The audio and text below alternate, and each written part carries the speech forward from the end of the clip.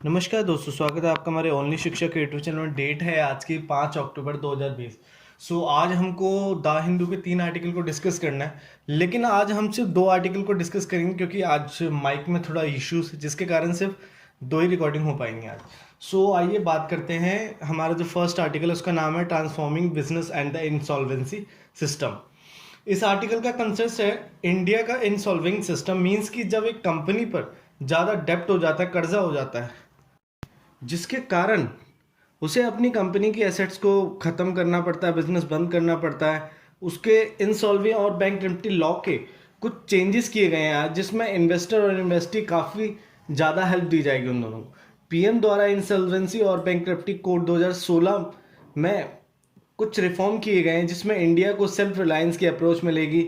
यहाँ के बिजनेस में इंसॉल्वेंसी और बैंकरप्टी कोड्स को 2016 में लाया गया था। उसके साथ साथ जीएसटी टैक्स को लाया गया, जिससे भारत को काफ़ी ईज ऑफ डूइंग बिजनेस एक प्लेस बनाया गया है, और जिसमें भारत ग्लोबली में मिलकर काम करने सक्षम बन पाया। इन सभी से भारत में foreign direct investment, foreign investor द्वारा काफ़ी ज़्यादा इन्वेस्टमेंट की गई, 74.5 बिलियन की 2019 से लेकर 20 तक में, जो 20% तक बढ़ी है 2018 के मुकाबले में। इंसॉल्वेंसी और बैंकरप्टी कोड लॉ द्वारा काफ़ी अच्छी ग्रोथ की गई, जिससे इंसॉल्वेंसी के डिस्प्यूट्स को ईजिली सुलझाया जा सके। जैसे कि एक कंपनी पर इकॉनमी डिस्ट्रेस, कर्जा ज़्यादा होने से वह कंपनी बंद हो जाती है, वह कोर्ट द्वारा डिसाइड यह किया जाता था कि उनकी एसेट्स बेचकर फुलफिल करो क्रेडिटर्स के मनी को, उसे बैंकरप्टी कहते हैं। और अभी बैंकरप्टी लॉ पर रिफॉर्म्स ना करके आईबीसी द्वारा टाइम बाउंड रेजोल्यूशन को लाया गया, जिससे कंपनी पर अगर ज़्यादा डेप्ट होगा तो पहले क्या होता था, वह कंपनी कोर्ट में घसीटी जाती थी और कंपनी के एसेट्स बेचकर उसे बंद कर दिया जाता था। लेकिन अब ऐसा नहीं होगा। उनके डेप्ट को पूरा करने के लिए कंपनीज को कुछ टाइम पीरियड दिया जाएगा, जिसमें कंपनीज को एक सपोर्ट मिलेगा। वो कंपनीज बिजनेस को रन करने के साथ साथ अपने डेप्ट को भी पूरा कर पाएंगी। इस रिफॉर्म से टाइम पीरियड मिलने से कॉर्पोरेट सेक्टर में एक कॉन्फिडेंस आएगा।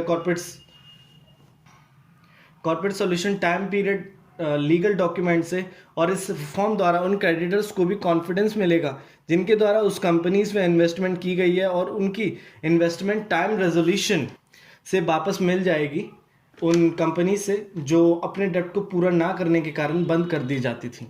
और इस रिफॉर्म द्वारा ही इंडिया में ज़्यादा से ज़्यादा इन्वेस्टमेंट की जा सकेगी इंडिया के इन्वेस्टर और फॉरेन इन्वेस्टर द्वारा। होता क्या है कि एक फॉरेन इन्वेस्टर को काफ़ी डर लगता है, उसका पैसा कहीं डूब ना जाए कंपनीज पर डेप्ट होने से। लेकिन अब टाइम रेजोल्यूशन से एक कॉन्फिडेंस होगी सभी इन्वेस्टर्स को कि उनकी इन्वेस्टमेंट को रिटर्न कर दिया जा पाएगा, और एक इन्वेस्टीज को भी कॉन्फिडेंस होगा उन कंपनीज को भी कि डेप्ट होने से भी उन्हें कंपनीज को बंद नहीं करना पड़ेगा। कोविड के कारण अभी आईबीसी के को बंद कर रखा था, लेकिन इस टाइमली रिफॉर्म द्वारा इंसॉल्वेंट प्रोसेस एक अच्छे से एफिशिएंट वे में काम कर पाएगा, जिससे उन कंपनीज की वैल्यू इन्वेस्टर्स को बढ़ाया जा सकेगा। इंसॉल्वेंट प्रोसेस वो प्रोसेस होता है जिसमें नेशनल कंपनी लॉ ट्रिब्यूनल द्वारा कंपनी पर हुए इकोनॉमी स्ट्रेस से उन इन्वेस्टर्स का पैसा कैसे रिटर्न किया जाएगा, जिसमें उनके द्वारा लीगल डॉक्यूमेंट्स या फिर कुछ वोटिंग करके मेंबर्स द्वारा ट्रिब्यूनल के डिसीजंस लिए जाते हैं। आगे बोला जाता है कि आज भारत में ऐसे कंपनीज के 4 करोड़ केसेस हैं, 4 करोड़ मैटर्स हैं जिनमें अभी तक फाइनल जजमेंट नहीं दिया गया, जिनके कारण इन्वेस्टर कम इन्वेस्ट करता है कंपनीज में, और कंपनी इन्वेस्टर दोनों फंस कर रह जाती हैं। और पहले और करके उन केसेस की हेयरिंग हो भी रही थी, लेकिन आज इस कोविड में आज सब बंद हो गई है, और कंपनी के मैटर्स को आप सॉल्व के लिए 1445 डेज का एग्रीमेंट होता था। इसमें 31% क्लेम किया जाता था, जो काफ़ी ज़्यादा अविश्वसनीय था। लेकिन आज आईबीसी में रिफॉर्म्स के साथ साथ गवर्नमेंट ऑफ इंडिया द्वारा आज इस पर भी काम किया जा रहा है कि कंपनीज द्वारा किए गए माइनर ऑफेंसेस को क्रिमिनलाइज ना किया जाए, उन्हें माफ़ करके छोड़ दिया जाए। क्योंकि पहले क्या होता था, कोई भी छोटी गलती हो जाए उस पर उन्हें कोई ना कोई ऑफेंस दे दिया जाता था, जिसके कारण उन्हें क्रिमिनलाइज करार किया जाता। लेकिन अब नहीं होगा ऐसा। इसके लिए नीति आयोग द्वारा इस पर कार्य किए जाएंगे, जिससे उन पर अच्छे से नज़र की जाए, और कंपनीज द्वारा अनइंटेंशनली हुए भूल मिस्टेक्स पर कोई भी जेल टर्म नहीं होगी, और कोई क्रिमिनल पेनल्टीज ना लगाई जाए। कि एक कंपनी द्वारा एक माइनर मिस्टेक होने पर पहले उसे एक जेल टर्म दे दी जाती, जिससे इन्वेस्टर पर भी एक रोकथाम लगती थी इन्वेस्टमेंट के लिए उस कंपनी में। इंडिया की पॉलिसीज़ काफ़ी ज़्यादा टाइट हैं, लेकिन आज गवर्नमेंट द्वारा उन ऑनेस्ट कंपनीज की माइनर मिस्टेक्स को क्रिमिनल लाइस नहीं किया जाएगा और उनके उनमें अंतर पता किया जाएगा कि जो कंपनी फ्रॉड करती हैं, क्योंकि ग्राउंडेड लेवल पर अच्छे से प्रॉब्लम्स का सॉल्यूशन ना होने से वो कंपनी को कोर्ट द्वारा डायरेक्ट पेनल्टी लग जाती थी, लेकिन अब उस पर पेनल्टी होगी नहीं, लेकिन जल्दी से जल्दी क्रिमिनलाइज उसे नहीं किया जाएगा उन्हें। आगे बोला जाता है कि आज कुछ और भी स्टेप्स लिए गए हैं जिनसे इस सिस्टम को इम्प्रूव किया जाएगा, जैसे कि कुछ कमर्शियल कोर्ट्स हों, क्योंकि भारत में इन सब के लिए ज़्यादा कोर्ट्स नहीं है जिसमें कमर्शियल डिवीज़न बनाया जाएगा, और कमर्शियल एपेलेट डिवीज़न एक्ट 2015 द्वारा डिस्ट्रिक्ट कोर्ट्स पर कमर्शियल कोर्ट्स को स्थापित किया जाएगा, जिससे जल्द से जल्द इन मैटर्स पर सुनवाई हो, ताकि मैटर्स को ग्राउंड लेवल पर ही ख़त्म किया जा सके।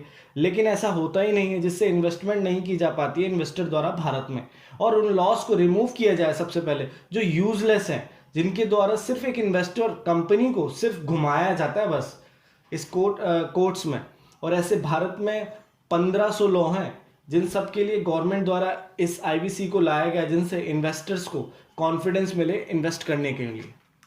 ये जो इंसॉल्वेंसी और बैंकरप्टी कोड है काफ़ी ज़्यादा इफेक्टफुल है, जो काफ़ी अच्छा है। ओमिनियस बिल से आईबीसी द्वारा काफ़ी अच्छे से कार्य किए जाएंगे, जो वर्ल्ड के सभी लेजिस्लेशन से रूल से अलग होगा। ठीक है, आईबीसी के इंसॉल्वेंसी बैंकरप्टी बोर्ड ऑफ इंडिया द्वारा ये जो ऑर्गेनाइजेशन इस्टेब्लिश की गई है, जिसके द्वारा रेगुलेट और डेवलप किया जाता है न्यू पॉलिसीज़ को इंसॉल्वेंसी मैटर्स पर, और मार्केट को कैसे फ्लेक्सिबल बनाया जा सके, इन्हीं के अनुसार काम किया जाता है। आगे बोला जाता है मिनिस्ट्री ऑफ कॉर्पोरेट अफेयर्स द्वारा साल की एंड की पूरी इंफॉर्मेशन दी गई, जिसमें उनके द्वारा यह बताया गया कि इंडिया में ease of doing business index में अच्छी रैंक रही इंडिया की, जिससे इन्वेस्टर द्वारा काफ़ी अच्छी इन्वेस्टमेंट की गई इंडिया में, और जिसमें एक आईबीसी का अहम रोल रहा।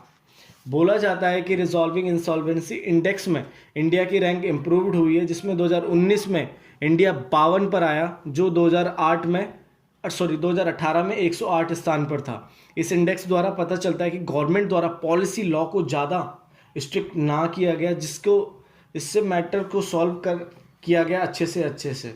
और इस इंडेक्स में भारत की इम्प्रूवमेंट 3 गुना अच्छी हुई, 26.5% से लेकर 71.6% तक।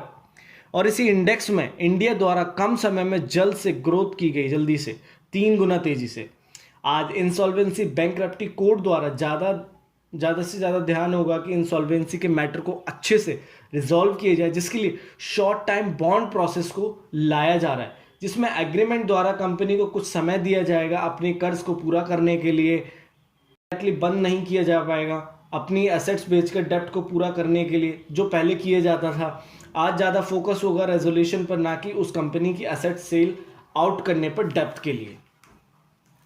बैंकरप्टी लॉ रिफॉर्म्स कमेटी की रिपोर्ट द्वारा आज यह बोला जाता है कि इंसॉल्वेंसी के इश्यूज़ के लिए रेजोल्यूशन के साथ साथ बैंकरप्टी कोड के मैकेनिज्म पर भी स्पीड लगानी होगी, क्योंकि कोर्ट में जल्द डिसीजन ना होने से और पूरी क्लैरिटी ना होने से ऑनरशिप पर इसमें डिले होता रहता है। रेजोल्यूशन और ज़्यादा डिले होने के कारण उस कंपनी को फिर बंद ही करना पड़ता है, कि रेजोल्यूशन की कोई बात ही नहीं बोली जाती है।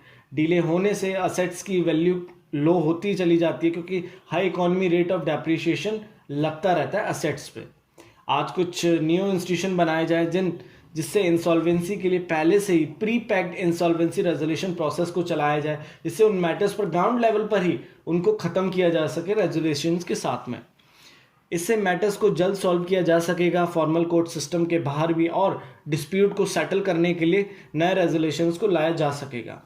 अंत में बोला जाता है कि आज मिनिस्ट्री ऑफ कॉर्पोरेट अफेयर्स और इंसॉल्वेंसी बैंकरप्टी बोर्ड ऑफ इंडिया दोनों द्वारा मिलकर काम किया जा रहा है, जिसमें एमएसएमई और नॉन एमएसएमई को इस फ्रेमवर्क द्वारा हेल्प दी जा सके उनके इंसॉल्वेंसी इश्यूज़ पर।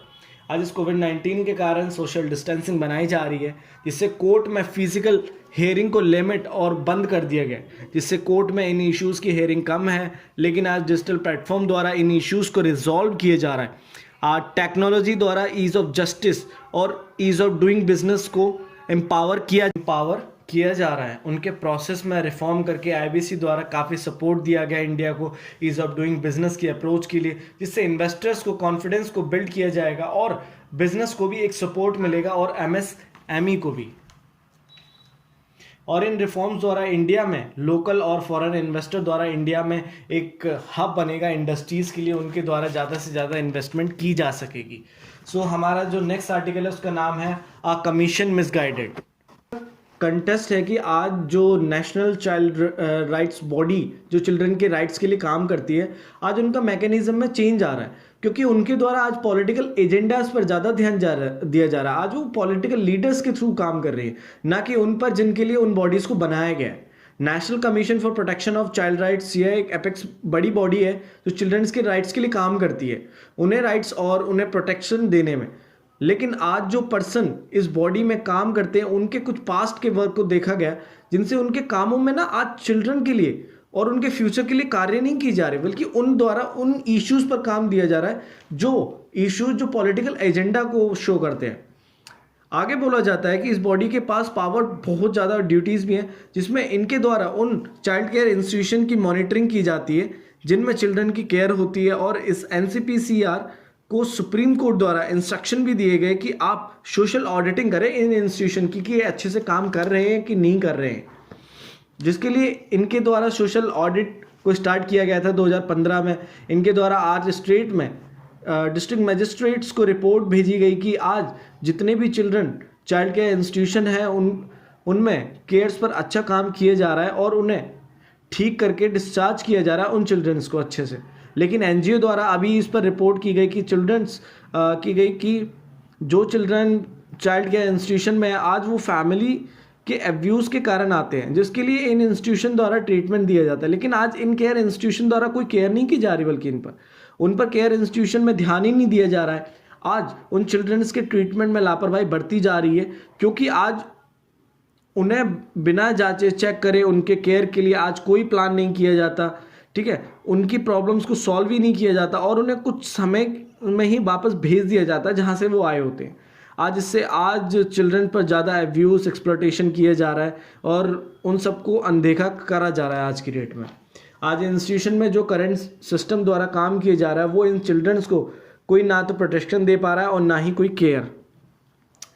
और आज एनसीपीसीआर द्वारा इन एनजीओज़ पर रेड की गई इस गांधी जयंती पर, जिन एनजीओज़ द्वारा केयर इंस्टीट्यूशन को चलाया जाता है, और उन पर एनसीपीसीआर द्वारा रेड इसलिए की गई कि उन द्वारा फॉरेन फंड डोनेशन का कहीं गलत इस्तेमाल तो नहीं किया जा रहा। इन एनसीपीसीआर द्वारा उन एनजीओज़ को भी चेक किया गया फॉरेन कंट्रीब्यूशन रेगुलेशन एक्ट के तहत कि वे हित में उसके काम कर रहे हैं कि नहीं कर रहे हैं। और इस रेड द्वारा उन पर्सन एनजीओ को टारगेटेड किया गया जिन्होंने सेंट्रल गवर्नमेंट के national registered of citizenship amendment act के अगेंस्ट में कुछ कहा था।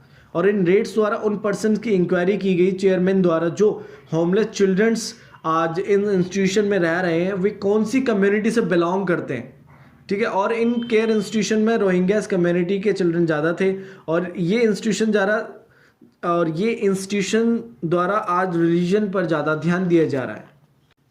आगे बोला जाता है कि आज इस कोविड-19 में सिचुएशन और ज़्यादा ख़राब हुई, जिससे आज जो इश्यूज़ पहले से ख़राब थे आज वो और ज़्यादा बेकार हुए। जैसे कि इशू ऑफ चाइल्ड के मॉल न्यूट्रिशन, चाइल्ड लेबर का issue, child abuse, child marriage, mental illness के, ये आज इन सब इश्यूज़ की सिचुएशन बहुत ज़्यादा ख़राब होती जा रही, क्योंकि आज एनसीपीसीआर द्वारा चिल्ड्रन के साथ हुए वॉयलेशन और उसके राइट्स पर कोई ध्यान नहीं दी जा रहा इस लॉकडाउन में, और ना ही लॉकडाउन के बाद में ऐसा कुछ किया गया उनके लिए।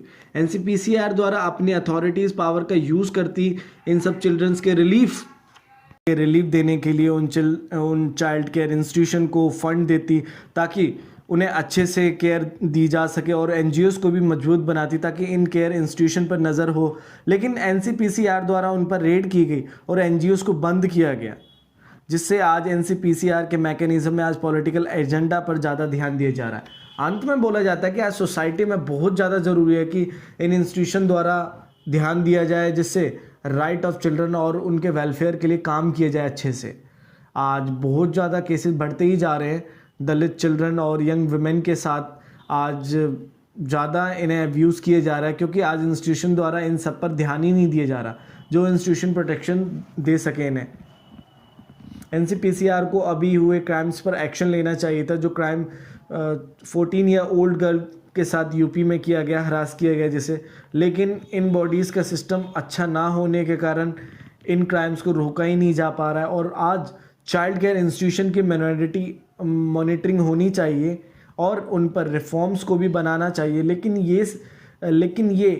ये सब इस NCPCR कमीशन द्वारा ही किया जा सकता है, जिसके लिए इन्हें रिफॉर्म्स को बनाना चाहिए। लेकिन आज इन कमीशन द्वारा पॉलिटिक्स के लीडर के हित में कार्य किए जा रहे हैं, जिससे आज ये कमीशन द्वारा चिल्ड्रन के राइट्स और उसे प्रोटेक्शन ही नहीं दी जा पा रही है। सो आज हमने 2 आर्टिकल को डिस्कस किया। Thank you very much and I hope आपको समझ आए होंगे। अगर आपको समझ आए तो प्लीज़ लाइक शेयर सब्सक्राइब जरूर करें एंड प्लीज़ ज़्यादा से ज़्यादा शेयर करें। Thank you very much.